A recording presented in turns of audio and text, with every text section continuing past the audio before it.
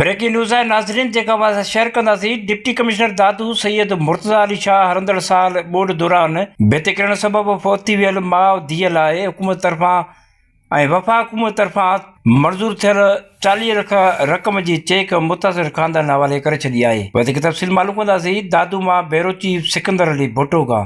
जी सिकंदर तफ़सील गा कजो। जॾहिं मां तव्हांखे ॿुधाईंदो हलां त डिप्टी कमिश्नर दादू सैयद मुर्तज़ा अली शाह पारां हलंदड़ साल ॿोॾ दौरान भिति किरण जे हादसे में फौत थियल माउ धीउ जे लाइ हुकूमत सिंध ऐं वफ़ाक़ी इदारनि तरफ़ां मंज़ूर कयल मुआवज़े जा चेक मुतासिर ख़ानदान जे सरबराह अजमल चांडियो हवाले कया विया आहिनि।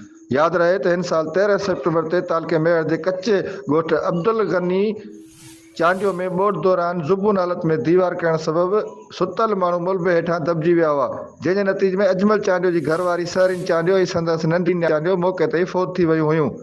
सानियाबाद ज़िले इंतज़ामिया दादू मुतासिर ख़ानदान जी मदद लाइ न रुॻो हंगामी क़दम खयां पर वफ़ाक़ी सूबाई सतह ते माली मदद ऐं मुआवज़े जी अदायगी लाइ मुकमल कोशिशूं जारी रखियूं आहिनि।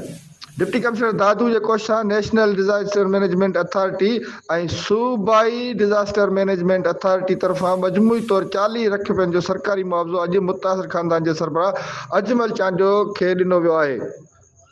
मुतासिर ख़ानदान मुश्किल वक़्त में साथ ॾियण ते ज़िले इंतज़ामिया ऐं सिंध हुकूमत जा थोरा मञिया, चयो त इंतज़ामिया खेनि कंहिं बि मरहल में अकेलो न छॾियो आहे।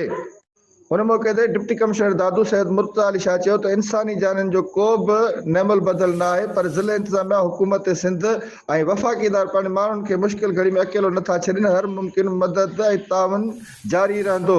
जी।